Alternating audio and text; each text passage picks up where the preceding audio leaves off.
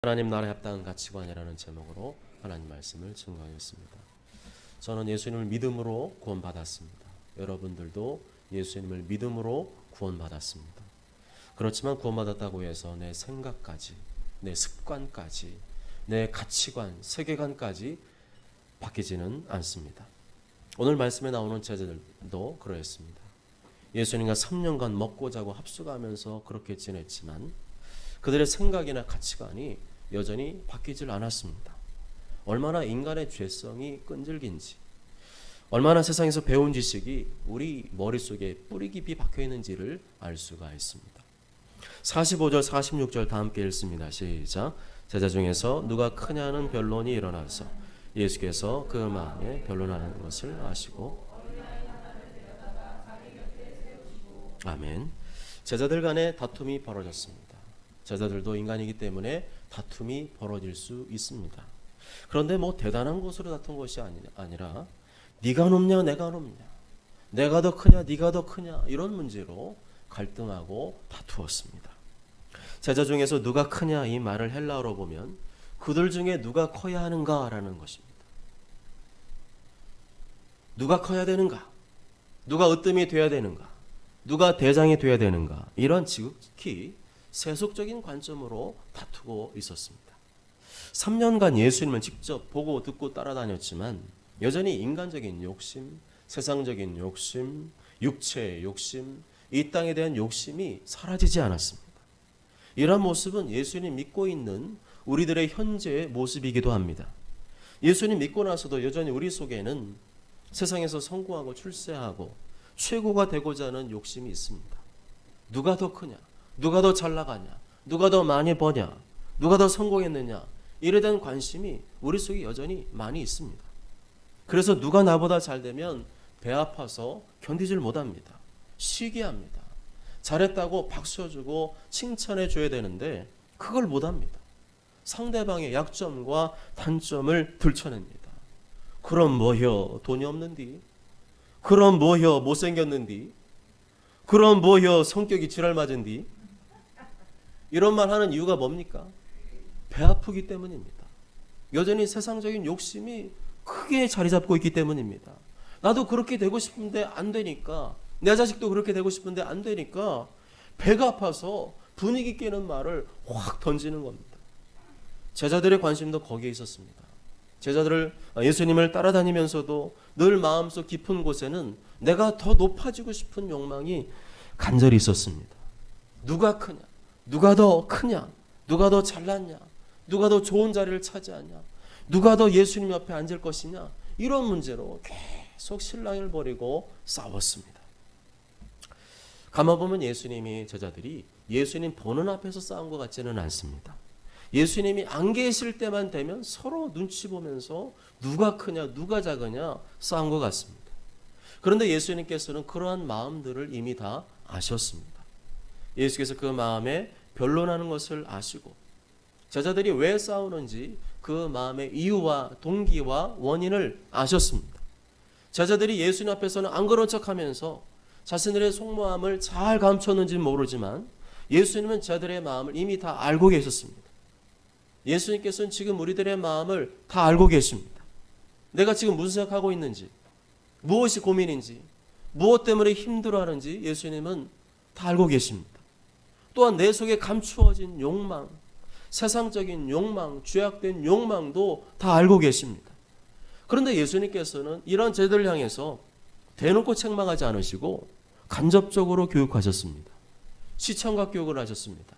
어린아이 하나를 데려다가 자기 곁에 세우시고 교육하셨습니다. 48절 다 함께 읽어볼까요? 시작. 그들에게 이르시되 누구든지 내 이름으로 이런 어린아이를 영접하면,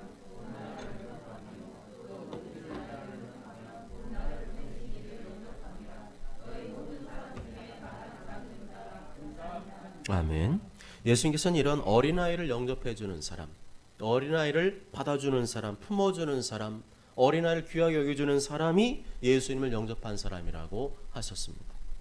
돈 있고 힘 있고 잘 나가는 사람을 영접하고 그 옆에서 딸랑딸랑 대는 사람을 예수님을 영접한 사람이라고 하지 않으셨습니다. 세상적인 가치관, 성공지향적인 가치관에 찌들어 있는 사람은 약한 사람, 노인, 또 가난한 사람, 이런 사람들에게 별로 관심이 없습니다.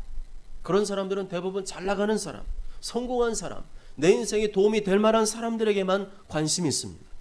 심지어는 목사님들 중에도 그런 분들이 있습니다. 개척교회 목사님, 작은 교회 목사님은 만나려고 하질 않습니다. 큰 교회 목사님, 유명한 목사님, 힘 있는 목사님만 만나려고 합니다. 그렇게 하는 이유는 그 마음속에 누가 크냐, 누가 더 잘났냐, 나도 그렇게 되고 싶다는 마음이 강하기 때문입니다. 그런데 이런 성공지향적인 사람들, 세상적인 성공만을 꿈꾸며 사는 사람들이 모인 곳일수록 더 악취가 풍기다는 사실을 아십니까? 그곳에 가면 반드시 누가 크냐, 서로 잘났다, 내가 더 그 높은 자리에 앉을 거야, 이런 다툼과 갈등이 반드시 일어나게 되어 있습니다. 교회는 그런 곳이 아닙니다. 성도는 그러한 사람들이 아닙니다. 예수님 말씀대로 우리의 관심은 어린아이, 약한 사람, 돌봄을 받아야 되는 사람, 그런 사람들에게 관심을 갖고 모여 있는 곳이 바로 교회입니다. 교회에서 그래서 누가 더 크냐, 누가 더 잘났냐, 이런 것은 아무런 소용이 없는 말입니다. 너희 모든 사람 중에 가장 작은 그가 큰 자니라. 가장 작은 자를 섬기는 사람, 가장 약한 자를 섬기는 사람, 아무도 거들떠보지 않는 사람들을 섬기는 사람이 예수님 볼 때는 가장 큰 사람이라는 겁니다. 그래서 교회에서 굳이 칭찬을 해주려면 가장 잘 섬기는 사람, 가장 희생하는 사람, 가장 헌신한 사람을 큰 사람으로 높여줘야 됩니다. 예수님께서는 세상에서 잘 나가는 사람, 목에 힘주고 다니는 사람이 아니라 이런 어린아이같이 약한 사람을 잘 받아주고 품어주고 섬겨주는 사람을 큰 자라고 여겨주셨습니다. 남에게 대접받고 높임받고 섬김받으려고만 하지 말고 남을 대접하고 섬겨주고 낮아지는 사람이 되시기 바랍니다. 식당에 가서 젓가락 놔주기를 바라고 물 떠주기를 바라지 말고 내가 먼저 젓가락 놔주고 내가 먼저 물 떠다주는 사람이 되시길 바랍니다. 그 사람이 큰 자인 줄 믿습니다. 49절에 보면 요한이 갑자기 등장을 합니다. 요한은 불같은 사람이었습니다. 다혈질이었습니다. 성격이 대단히 급한 사람이었습니다. 옳고 그름, 흑과 백이 분명한 사람이었습니다. 선동적이고 충동적이었습니다. 49절에서 50절 다 함께 읽습니다. 시작. 요한이 여짜오 주여 어떤 사람의 주의 이름 귀신을 내쫓는 것을 우리가 보고 따르지 아니하므로 금하였나요? 예수께서 이르시되 금하지 마라. 너희를 반대하지 않는 자는 너희를 위하는 자니라 하시니라. 아멘. 정치인들의 고질적인 문제가 있다면 그것은 자기 편에 대한 집착이 대단히 강하다는 것입니다. 특히 요즘에 집권 여당이 너무 티가 나는 것 같아요. 자기 편이냐 아니냐를 너무 따집니다. 자기 편이면 틀린 것도 괜찮고 자기 편이 아니면 잘한 것도 다 지워버립니다. 그것이 바람직한 것인가 옳은 것이냐가 아니라 누가 말했냐 누구의 주장이냐가 더 힘이 실리는 것 같습니다. 그거는요 어린아이예요. 굉장히 속이 좁은 겁니다. 굉장히 편파적인 겁니다. 그런 사람들이 나라를 이끌어가게 되면 이 나라는요 점점 갈수록 분열되고 쪼개지는 쪽으로 갈 수밖에 없습니다. 지금 만들려고 하는 법들도요 그분들이 하는 말들이 다 일리가 있습니다.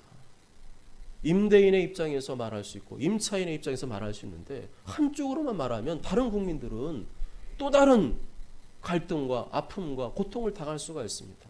법을 정할 때는 그렇게 막 정하는 게 아니거든요. 서로 잘 협의를 해서 그 이후에 어떤 일이 벌어질까를 다 내다보면서 아주 지혜롭게 온 국민들도 납득할 만한 그러한 공정한 법을 만들어야 되는데 그렇지 않고 이렇게 막 무조건 밀어붙이고 그러면 국민들이 서로 분열하고 갈등할 수밖에 없습니다. 요한이 그러했습니다. 어떤 사람이 주님의 이름으로 귀신을 쫓아내는 것을 보고 하지 말라 그랬어요. 어떤 사람들이 우리랑 같이 예수님이랑 같이 안 다니는 사람이 예수님의 이름으로 막 귀신 쫓아내는 것을 보고 너 하지 마. 너 우리 편 아니잖아. 우리 편도 아니면서 너 왜 그 짓을 하고 있어. 너 하지 마. 그러면서 예수님한테 와서 자랑스럽게 말했어요. 예수님 저 사람이요 우리랑 같이 하지도 않으면서 귀신을 막 쫓아내는 거 봤거든요. 그래서 제가 못하겠어요. 잘했죠. 그랬더니 예수님 뭐라 그래요? 금하지 말라. 너희를 반대하지 않는 자는 너희를 위하는 자니라. 너희는 우리 편만 옳다고 생각하느냐? 너희는 우리 편만 귀신을 쫓아내야 된다고 생각하느냐? 우리 편만 병을 고쳐야 된다고 생각하느냐? 우리 편만 주님의 일을 해야 된다고 생각하느냐? 아니라는 겁니다. 너희를 반대하지 않는 자는 너희를 위하는 자니라. 반대만 안 해도, 핍박만 안 해도 우리를 위하는 자라는 겁니다. 생각하는 폭을 넓히라는 겁니다. 관용하고 포용하는 마음을 가지라는 겁니다. 나만 맞고 너는 틀리다는 생각을 버리라는 겁니다. 만일 그 사람들이, 주님의 일을 하는 그 사람들이 예수님 믿는 사람이라면, 그들이 성경 하나님의 말씀으로 믿고 있다면, 그 사람들이 하나님 뜻을 이루기 위해서 애쓰는 사람이라면, 나와 친하든지 친하지 않건 간에, 나와 성향이 같건 다르건 간에 그들을 폭넓게 수용하라는 것입니다. 장로교회는 장로교인하고만 어울리고, 감리교회는 감리교인하고만 어울리고, 성결교회는 성결교인하고만 어울리고, 침례교회는 침례교인하고만 어울려야 되고 그런 게 아니라는 겁니다. 이단만 아니라면, 사이비만 아니라면 다 같이 하나님 뜻을 이루기 위해서 힘쓰는 형제들이고 자매들인 줄 믿습니다. 하나님께서 그들을 통해서 일하고 계심을 보고 있으면 하나님 저 사람들을 통해서도 일하시는구나 인정하고, 내 편이 아니라는 이유로 하지 말라고, 못하게 하고 반대해서는 안 될 줄 믿습니다. 생각의 폭을 넓히십시오. 내 생각이 좁은 겁니다. 마음의 폭을 넓히십시오. 내 마음이 좁은 것입니다. 진리에 관한 문제가 아니라면 나만 맞고 너는 틀리다, 그런 생각을 내려놓으시길 바랍니다. 하나님 뜻을 이루기 위해서는, 하나님 뜻을 이루기 위해서 애쓰는 사람들과 힘을 합하여 함께하는 것이 중요한 줄 믿습니다. 51절 다 함께 읽습니다. 시작.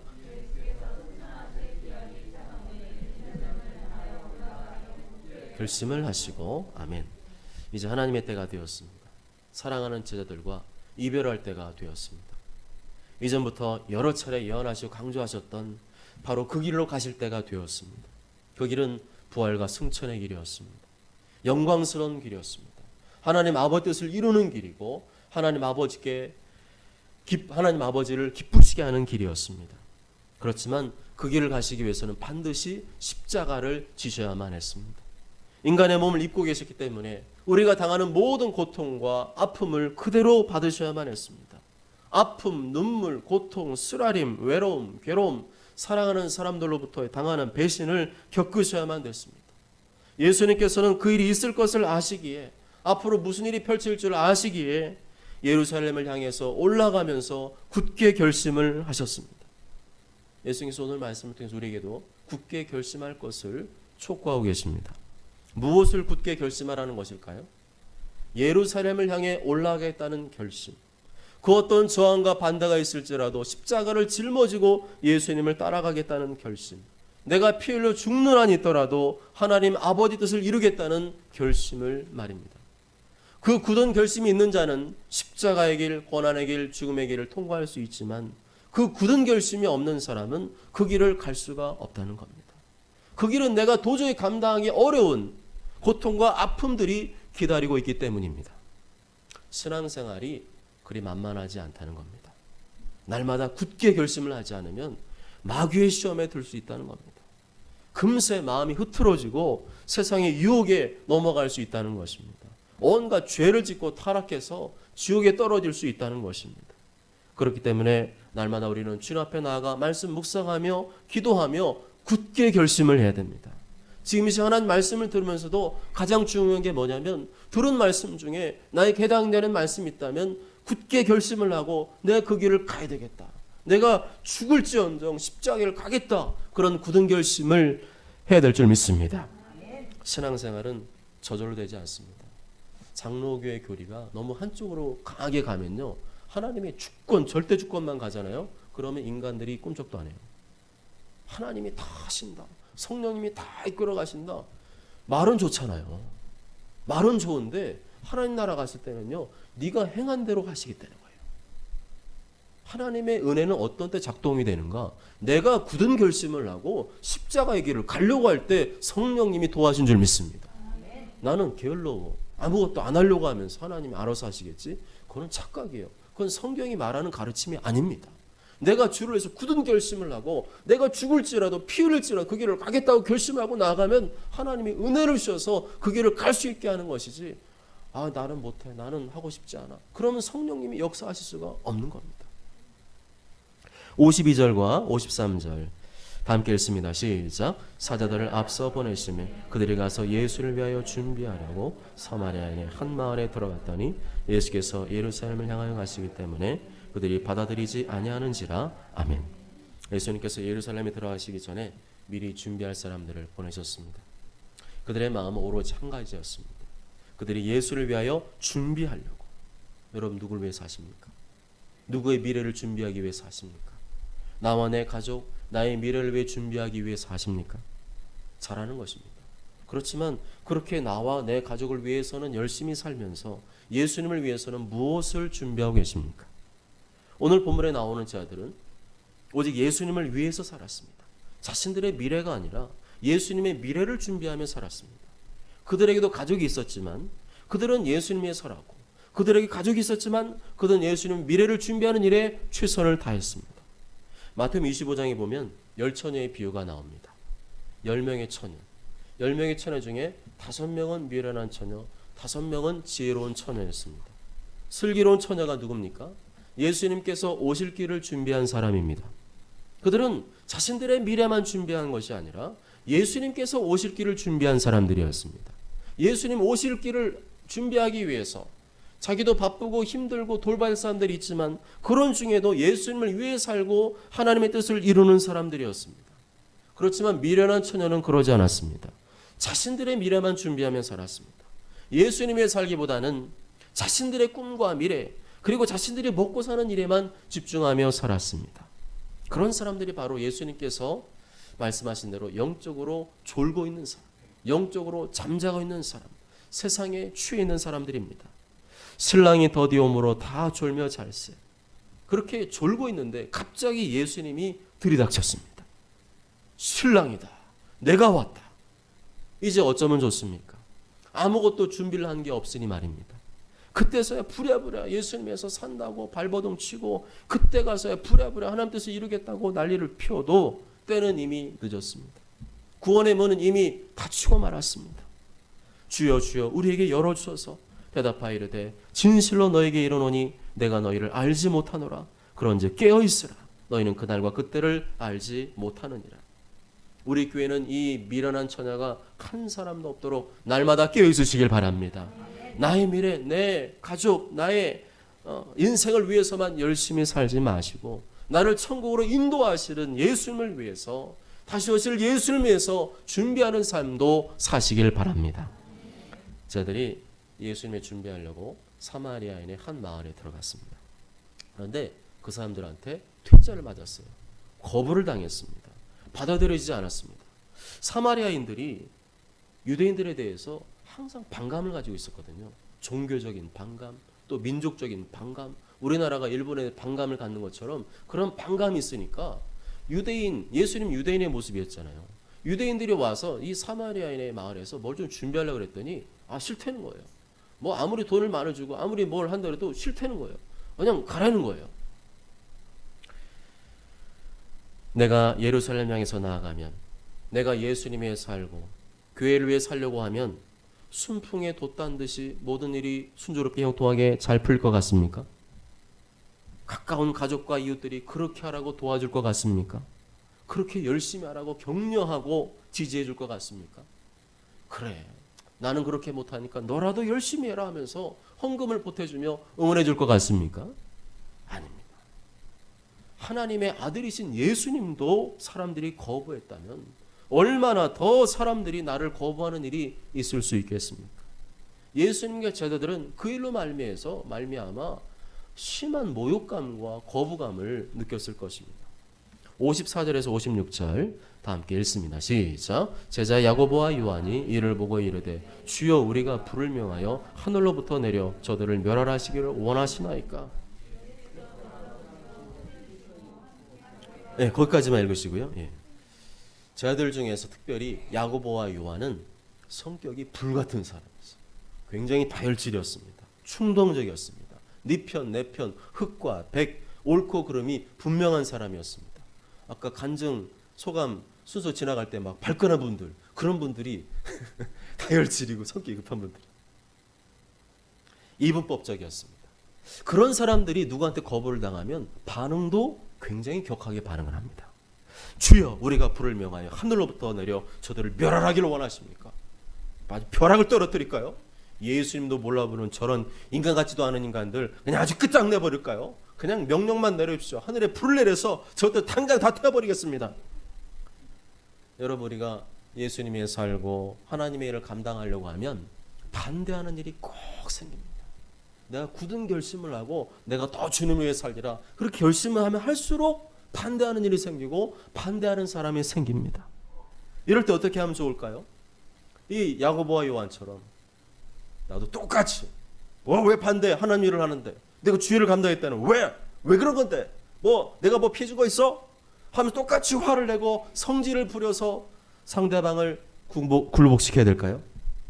나도 똑같이 맞받아치고 똑같이 싸우고 똑같이 욕을 하고 어떻게든 이겨서 내가 하나님의 일을 해야 주님이 기뻐하실까요? 아닙니다. 예수님께서는 그런 제자들을 보면서 꾸짖으셨습니다. 예수께 돌아보시며 꾸짖으시고 함께 다른 마을로 가시니라. 그렇게 하지 말라는 겁니다. 그건 좋은 방법이 아니라는 겁니다. 아무리 예수님을 위한 일이고 교회를 위한 일이라 할지라도 반대하는 사람과 싸우지 마라, 다투지 마라, 이기려고 하지 마라, 최대한 다툼을 피하라, 양보해라, 용서해라, 화목해라. 안 되면 다른 길로 돌아서 가라, 다른 방법을 찾아봐라 말씀하는 줄 믿습니다. 함께 다른 마을로 가시니 예수님은 이런 방법을 통해서 하나님 뜻을 이루어 가셨습니다. 내 성질대로 하지 말라는 겁니다. 반대하는 사람이 있으면 최대한 설득하고 권면하되 끝까지 고집부리면 돌아서 가라는 겁니다. 피해서 가라는 겁니다. 충돌하지 말고 다투지 말고 다른 방법을 연구해 보라는 것입니다. 혹시 지금 나를 반대하는 사람이 있다면 하나님께서 나를 훈련시키고 있는 겁니다. 양보하는 훈련, 싸우지 않는 훈련, 용서하는 훈련, 화목하는 훈련을 시키고 계신 것입니다. 왜 이 훈련이 중요한 줄 아세요? 이 훈련이 통과돼야 이삭의 복을 우리에게 허락하신 줄 믿습니다. 창세기 26장에 보면 하나님께서 이삭에게 100배의 복을 주셨습니다. 다른 집은 다 망하고 흉년이 들었는데 이삭이 농사를 지을 때는 100배의 복을 허락해 주셨습니다. 창대하고 왕성해졌습니다. 그러니까 얼마나 주변 사람들이 시기가 났겠어요. 그 중에 아비멜렉이라는 사람이 너무 배가 아프고 시기가 났어요. 이삭가 언제 우리 동네에 와가지고 저놈이 더 잘 되니까 막 화가 나고 배가 아팠습니다. 그래서 강압적으로 막 윽박질렀어요. 이삭, 야, 너 우물 우리 땅에서 팠으니까 이거 우리 거야. 나가. 우물을 갖다가 흙을 메꿔놓고 우물을 못 쓰게 만들어 버렸습니다. 얼마나 이삭이 화가 났겠습니까? 그렇지만 이삭은 아비멜렉과 싸우지 않았습니다. 다투지 않았습니다. 그것을 떠나서 그것을 피해서 다른 곳에 갔습니다. 거기서 또 우물을 팝니다. 그랬더니 또 블레 사람들이 와가지고 강제로 우물을 메꿔버립니다. 그랬더니 또 이삭이 그것을 피해서 다른 우물을 팝니다. 그런데 팔 때마다 거기서 우물을 얻게 돼요. 이거는 기적입니다. 그 지역은 석회암이기 때문에 땅을 파서 물을 얻어도 석회질 성분이 많아서 이 물을 마실 수가 없습니다. 그런데 팔 때마다 우물이 나오니까 사람들이 놀랍게 생각한 거죠. 하나님께서 원하시는 방법을 따라가면, 하나님 말씀대로 따라가면 안 되는 것 같지만 또 다른 기회를 주시고 또 다른 기회를 주시고 그 일을 통해서 하나님이 나와 함께 하심을 보여준 줄 믿습니다. 이삭이 한 일은요, 별거 없었어요. 양보하고 피하고 양보하고 피하고 안 싸우고 피하고 화목하려고 참고 인내하고 그거밖에 없어요. 그걸 잘했어요. 그런데 그 모습을 하나님께서 엄청 기뻐하셨어요. 그래서 이삭에게 복을 주시고 원수들이 찾아와서 무릎 꿇게 만든 줄 믿습니다. 오라고 한 적도 없어요. 그냥 자기들이 찾아와서 잘못했다고 미안했다고 우리 사쉽게 지내자고 막 그랬어요. 함께 다른 마을로 가시니라. 우리가 이 말씀 통해서 알 수 있는 것은 하나님의 복은 내가 악착같이 싸우고 덤비고 이겨서 얻는 것이 아니라 양보하고 피하고 화목을 추구하며 살아갈 때, 다시 말하면 하나님 말씀에 순종하며 살아가면 하나님이 주신 줄 믿습니다. 57절에서 62절까지 말씀 보면 우선순위에 관한 말씀입니다. 비슷한 내용들이 반복되거든요. 57절, 59절, 61절에 보면 길 가실 때 어떤 사람이 찾아와서 내가 예수님 따르겠습니다. 또 예수님이 가다가 어떤 사람한테는 부르세요. 너는 나를 따르라. 또 이번에는 내가 주님을 따르겠습니다. 이런 말씀이 나옵니다. 참으로 귀하고 복된 일이죠. 그때 예수님께서는 이 당신의 제자가 되려고 하는 사람들에게 칭찬해 주시고 축복의 말을 하시지 않았어요. 그 대신에 너희는 나를 따르게 되면 이러이러한 어려움을 당하게 될 것이다 라고 미리 알려주셨습니다. 내가 가는 길은 니들이 생각하는 그런 멋지고 화려한 길이 아니라는 것을 강조하십니다. 도리어 예수님 따르게 되면 물질의 문제가 생길 수 있다. 먹고 사는 문제 생길 수가 있다. 그래서 58절에서 말씀하시고요. 59절에서는 네 아버지를 장사하는 일도 못할 수 있다. 61절에서는 가족과 작별 인사하는 일조차도 포기하게 될 수도 있다. 이 말씀을 하십니다. 이 말씀은 예수님을 따르려면 물질도 필요 없고 부모님 공경 안 해도 되고 가족 안 돌봐도 되고 그런 말이 아닙니다. 예수님 따르더라도 물질이 필요하고 부모님도 공경해야 되고 가족들도 돌봐야 됩니다. 그렇지만 그렇게 하면서도 너는 하나님 나라를 전파하라. 그거를 명령하신 줄 믿습니다. 그럼에도 불구하고 너는 하나님 나라를 위해 전진하라는 것입니다. 너는 절대로 내 앞에서 돈 때문에 못했다. 부모님 때문에 못했다. 가족 때문에 못했다. 이런 핑계를 대지 말라는 겁니다. 그럼에도 불구하고 하라는 겁니다. 그럴 만한 여러 사정과 아픔이 있다 할지라도 너는 하나님 나라를 위해 살아라. 너는 예수님과 교회를 위해 살아라. 명령하신 줄 믿습니다. 네가 해야 될 도리를 하라는 거예요. 그것도 하라는 겁니다.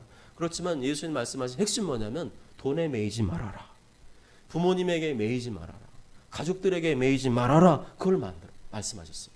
마땅히 인간으로서 해야 될 도리를 해야 되지만 거기에 머무르지 말고 더 능동적으로 더 적극적으로 더 열심을 가지고 하나님 나라를 위해 충성을 다해라. 그것을 말씀하고 계십니다. 내가 이 땅에서 생활하려면 돈도 벌어야 됩니다. 부모님도 공경해야 되고 가족들 자녀들도 돌봐야 됩니다. 그렇지만 그것에 매이지는 말아라. 예수님 그것에 매이지는 말아라. 왜냐하면 이 땅의 삶이 전부가 아니라 그 다음 세계 영원한 세계가 분명히 있기 때문인 줄 믿습니다. 그 영원한 세계, 영원한 천국, 영원한 지옥이 있음을 믿는 사람은 마냥 이 땅의 물질, 부모, 가족에 매일 수가 없다는 겁니다. 그 사람들을 위해서는 내가 최선을 다했는데 주님에서 아무것도 한 것이 없다면 어떻게 주님 앞에 갔을 때 칭찬받고 저 영원한 천국의 문이 활짝 열릴 수가 있겠습니까?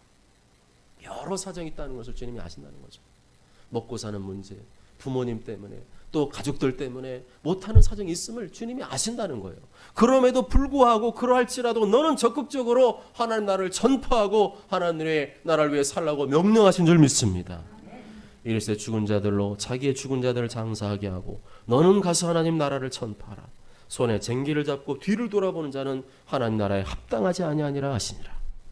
사랑하는 여러분, 하나님께서 나에게 믿음을 선물로 주셔서 예수님을 믿게 되었습니다. 예수님 믿고 구원받게 된 것은 이 세상의 그 어떤 선물과도 비교할 수 없는 엄청난 역대급 선물입니다. 그럼에도 여전히 우리는 세상에 매여 살 때가 있습니다. 내가 구원받은 하나님의 자녀인데도 불구하고 하나님 위해 사는 게 아니라 교회를 위해서 주님 뜻을 이루며 사는 게 아니라 여전히 세상에 매여서 누가 더 크냐, 누가 더 잘났냐, 누가 더 많이 버냐 이런 세상적인 욕망에 매여 살 때가 있습니다. 물질, 부모님, 가족에 매여서 살 때가 있습니다. 네 편이냐 내 편이냐 편을 가르며 살 때가 있습니다.